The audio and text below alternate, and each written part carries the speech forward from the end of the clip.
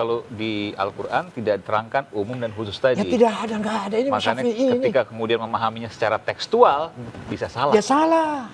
Makanya memahami Quran harus ngaji, harus belajar. Nggak cukup pesan kilat 2 minggu terus jenggot panjang, nggak cukup. Oke.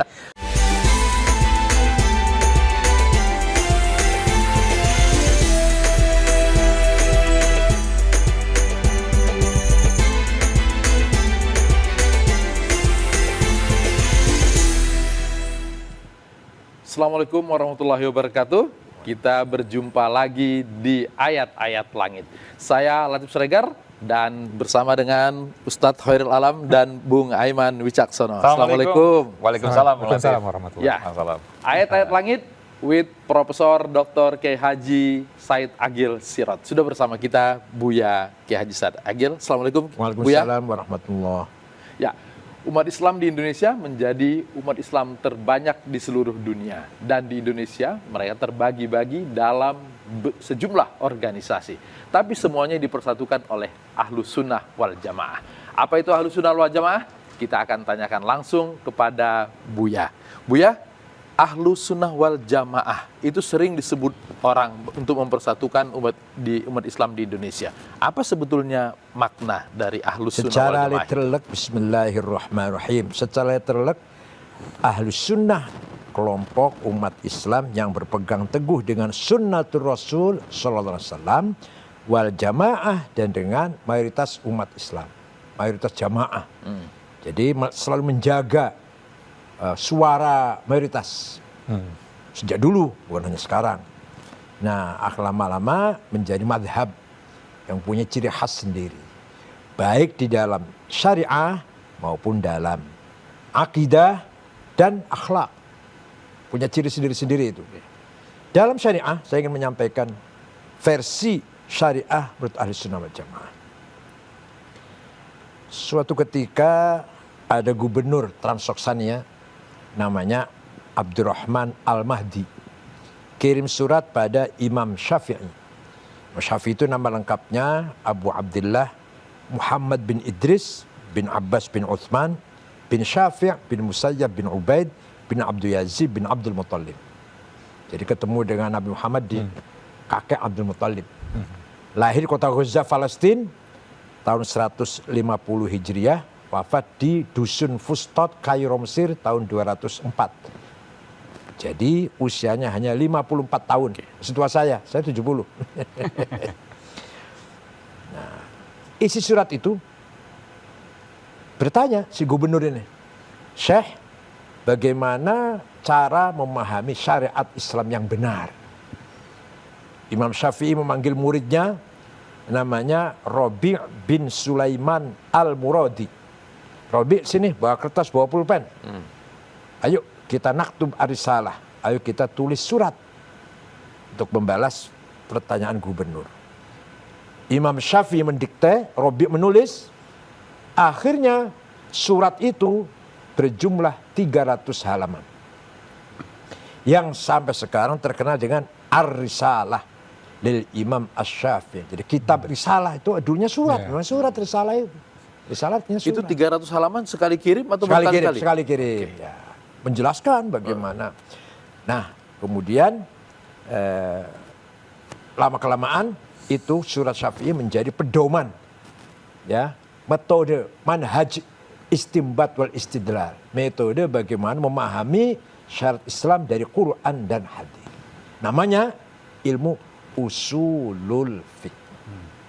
Ini supaya jelas ya, banyak sekali orang nggak paham, nanti semeraut antara usul fiqh dan qawaid fiqhiyah. Bisa tumpang tindih ini, enggak harus benar ini. Ya. Dah. Isinya bagaimana? Singkatnya, kalau nggak singkat 2 tahun ini 4 semester ya kira. Yang singkat aja Pak. Singkat saja, ya. Gubernur, kalau Anda ingin paham agama Islam, syariat Islam, pertama harus paham Al-Quran. Al-Quran itu ayatnya beberapa tipe, tidak satu tipe. Ada ayat namanya muhkamah, sudah baku. Qul huwallahu ahad, gak usah tafsirin, gak butuh tafsir. Ya. Ada ayat mutasyabihah, remeng-remeng, gak jelas. Seperti aula mastumun nisa, suami istri punya wudu, senggolan, batal. Kata Quran batal. Senggolannya itu apa? Nah, Imam Syafi'i mengatakan senggolan sengaja nggak sengaja, syahwat nggak syahwat batal. Oke. Kakek-kakek dan nenek-nenek senggolan nggak sengaja batal. Suami istri, Pak. Suami istri. Dan udah nggak punya syahwat. Kalau Imam Malik, kalau syahwat batal. Oke. Kalau nggak syahwat nggak batal. Kalau Imam Hambali, kalau sengaja batal. Kalau nggak sengaja nggak batal. Oke. Kalau Imam Hanafi, Abu Hanifah, asal tidak yang satu. Suami istri punya wudhu, ciuman, syahwat gak batal. Asal gak yang satu. Nah kalau dari 4 itu, yang mana yang harus kita ambil? Syafi'i kalau kita di Indonesia. Syafi'i. Tapi kalau Tapi ambil yang lain, kalau lagi di Mekah tawaf ya susah kalau Syafi'i. iya. Mbak Uduk dulu, jauh lagi. Makanya pegang istri kan harus pegang tuh tawaf itu. Supaya nggak hilang. Apalagi orang pertama umroh lah. Orang pertama umroh kan ya bagaimana ada rasa takut. Dia ikut Hambali aja. Ikut Hambali. Nggak apa-apa. Nggak apa-apa. Atau Maliki. Asal tidak syahwat ya Jadi pegang. konsep Ahlus Sunnah wal Wal Jamaah Jamaah. boleh memilih antara imam 4 mazhab itu. Ya. Dan boleh pindah kalau darurat. Boleh pindah. Jadi Kalau nggak harus. darurat, bukan karena kepentingan kita sendiri, bukan? Nanti cari gampangnya kalau kepentingan. Ah. Contoh yang ambil gampangnya. Iya. Nikah, akad nikah. Menurut Imam Syafi'i harus ada saksi dan harus ada wali. Saksi laki-laki 2 minimal. Wali 1 harus ada. Oke. Kalau menurut Imam Malik, ada saksi nggak ada wali nggak apa-apa. Ada saksi, Nggak ada wali. wali. Ya. Kalau menurut Imam Hambali, ada wali nggak ada saksi nggak apa-apa. apa-apa. Oke. Kalau Imam Hanafi nggak ada wali nggak ada saksi nggak apa-apa. Ah. Asal saya ridho, asal ada mahannya. Nggak ada wali, nggak ada saksi. Nah, nanti diambil yang enak nanti. Nah, itu. Nggak ada Dari wali, nggak ada gampang ya, Pak, saksi. Itu diteruskan oleh muridnya namanya Imam Zufar. Oke. Walhasil itulah perbedaan dalam ayat yang remeng-remeng. Remeng-remeng. Nggak baku, nggak muhkamah. Namanya mutasyabih. Mutasyabih. Yang kedua, ada ayat mutlaqoh, absolut. Ada ayat muqayyadah dengan syarat, dengan catatan. Contoh, ati'ullah wa ati'ur rasul wa ulil amri minkum. Taatlah kepada Allah, taatlah kepada Rasulullah kamu sekalian, mutlak. Wa ulil amri minkum, taatlah kepada pemerintah dengan syarat. Harus baik pemerintahnya. Kalau pemerintahnya nggak baik ya jangan ditaatin. Nah ini satu rentetan tapi nilainya bobotnya beda-beda. Nah, walaupun di Al-Qur'annya tidak disebutkan Ya syaratnya. enggak dong, Quran sih hanya baca aja gitu. Itu kan hasil metode Syafi'i ini. Oke. Ini lagi ceritakan ya hasil ilmunya Syafi'i. Ya Quran juga nggak ada ini mutlak ya, ini muqayyadal ya nggak ada Qurannya. Oke. Boleh baca aja terus ati Allah wa ati Rasul amri minkum. Ya. Ada lagi ayat umum dan ayat khusus. Yang ammah aqimus sholah. Wajib sholat siapa saja, di mana saja, kapan saja 5 waktu itu. Yang khusus wajib perang. Kalau lagi perang. Ya. Walladzina ukhriju min jarihim wa udhu fi sabili wa qatalu wa qutilu la ukaffiran an sayiatihim wa la adkhilannahum jannatin tajri min tahtiha al-anhar. Keluar dari rumah, perang. Kamu membunuh, kamu terbunuh, surga balasannya. Kalau lagi perang. Itu turun itu juga ketika lagi perang Ahzab. Ada konteksnya. Ada konteksnya. Madinah diserang oleh musuh 10.000. Madinah paling berapa? 700 paling. Orang sama 700. Nabi bikin parit. Begitu datang musuh, di antara mereka yang kudanya besar, bisa loncat parit. Nah, di antara sahabat ada yang ketakutan, masuk rumah, kunci. Turun ayat itu, jangan takut, keluar, membunuh atau terbunuh, surga balasannya. Karena konteksnya sedang Lagi perang. Tapi kalau di Al-Quran tidak diterangkan umum dan khusus tadi. Ya tidak ada, nggak ada. Ini Makanya Syafi'i ini. ketika kemudian memahaminya secara tekstual, bisa salah. Ya salah. Makanya memahami Quran harus ngaji, harus belajar. Udah cukup pesan kilat 2 minggu terus jenggot panjang nggak cukup. Oke. Makanya ada sendiri jurusannya. Ya. Di IAIN lah, di UIN, di UN ada jurusan usul fikih. Di sini paling ahli Agil Munawar tuh. Pak Agil Munawar itu paling ahli itu antara lain Pak Agil Munawar. Ada Mahrum Satria Effendi itu paling ahli tentang usul fikih, usulul fiqh. Gak mungkin ulama bicara baru baca teksnya terus diartikan, diterjemahkan. Nggak Karena boleh. bisa jadi perang, jadi umum nanti. Umum nanti. Ya, sama seperti sholat. Iya. Dia lagi aman pun Perang. bom. Iya. Oke. Pertanyaan nih Pak, Ya. Pak Kiai. Supaya kita dapat, ketika misalnya kita baca nih Iya, Al-Quran iya, gitu ya, iya. supaya dapat konteksnya, itu gimana caranya? Apakah kita baca beberapa ayat sebelumnya atau ada tafsirnya Pak? Kita ikut Imam Syafi'i saja. baca Ar-Risalah, insya Allah dapat ilmu. Kalau kita mau gali sendiri, aduh, itu kerjaan Syafi'i itu. Kita mau niru gitu, berat. Dan Imam Syafi'i sudah membagi-bagi sudah. Ya kita teruskan. Ada ayat hakiki, maknanya realistis. Ada ayat majazi, metaforis. Kullu man 'alaiha fan. Yang di muka bumi semuanya akan hancur. Wa yabqa wajhu rabbika dzul jalali wal ikram. Mukanya Allah tetap ada. Bukan muka. Zatnya. Itu namanya apa tadi? Metafor. Kiasan. Bukan muka. Nanti kalau mukanya Allah punya muka bulat apa lonjong mukanya? Berkumis apa enggak itu nanti? Iya. Ada lagi. Yadullah fawqa aidihim. Tangan Allah di atas tangannya orang kafir. Bukan tangan. Nanti kalau tangan nanti jarinya berapa itu nanti? Qudratullah, kekuasaannya Allah. Itu sudah maklum kalau tangan itu kekuasaan. Indonesia di tangan presiden. Itu kan sudah maklum lah maksudnya kekuasaannya. Satu lagi, contoh ini. Waja'a rabbuka wal malaku soffan soffa. Nanti di mahsyar, malaikat baris soffan soffa. Waja'a rabbuka, Tuhan datang. Bukan Tuhan yang datang, perintahnya yang datang. Waja'a amru rabbi, namanya majaz. Sastra. Ada lagi. Dan itu biasa dalam bahasa Arab, masih biasa. Malah ada yang kata-kata majaz karena sering dipakai menjadi kayak hakiki. Hakikinya malah menjadi majaz. Contoh, si Ahmad tangannya panjang. Enggak kok saya kenal dia jujur. Bukan maling, bukan pencuri. Tangannya tuh, tangan benernya itu panjang. Tuh, coba itu majaz, metafor sudah banyak berlaku sampai yang tidak metafor, yang hakiki, yang realistis butuh penekanan malah.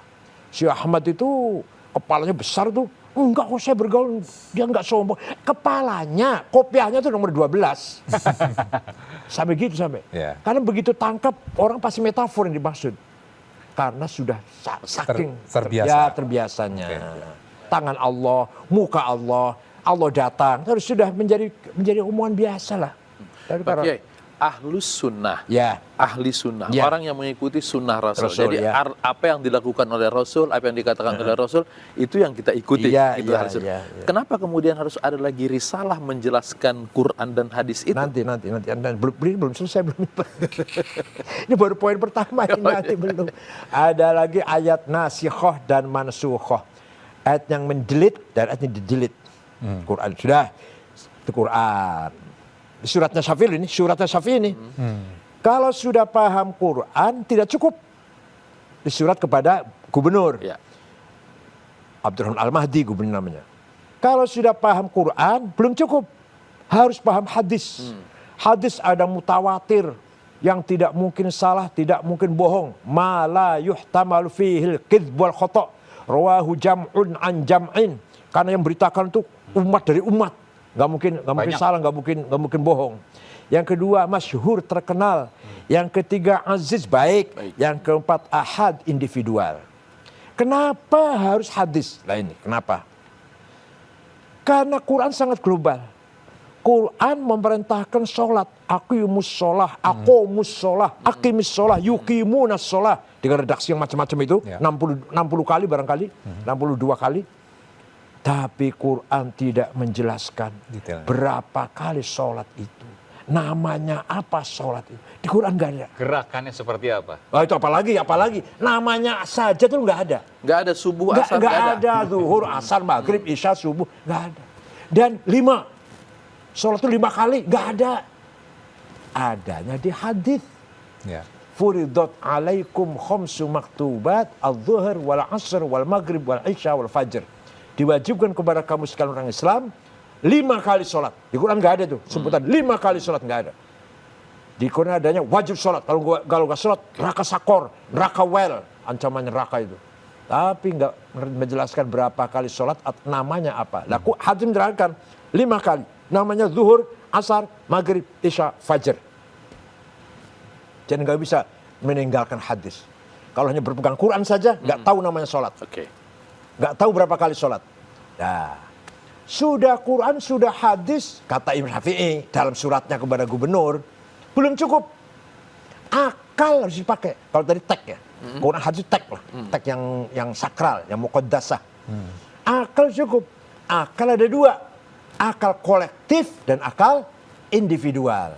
Akal kolektif namanya ijma, konsensus. Akal individual namanya qiyas, analogi. Kenapa harus pakai ijma? Nah, di dalam hadis, apalagi Quran, tidak ada penjelasan prakteknya sholat. Menjelaskan komponennya sholat itu apa? Komponen sholat. Apa yang harus wajib dijalankan? Nggak ada. Lah ulama sepakat. Bunyinya begini kalau mau dengar bunyinya. Arkanus sholati sab'ata asyar. Rukun sholat ada 17. Takbiratul ihram. An-niyah. Al-qiyamu liman istata'a. Qiraatul fatihati fihi. Ar-ruku'u. At-tuma'nina. Al-itidal. Rukun sholat 17, pertama takbiratul ihram, kedua niat, ketiga berdiri bagi yang mampu, keempat baca Al-Fatihah ketika berdiri, kelima ruku, keenam tumakninah, ketujuh dan seterusnya sampai 17. Itu bukan Quran, bukan hadis, produk konsensus dari para ulama. Ulama-ulama ya. Nah, ijma dan qiyas ini akan ulama menghasilkan ilmu namanya ilmu fikih. Ilmu fikih itu hasil dari akalnya ulama. Mau baca Safinah, mau baca kitab Sulam, mau baca Fathul Mu'in, Fathul Wahab. Itu ilmu fikih produknya ulama itu.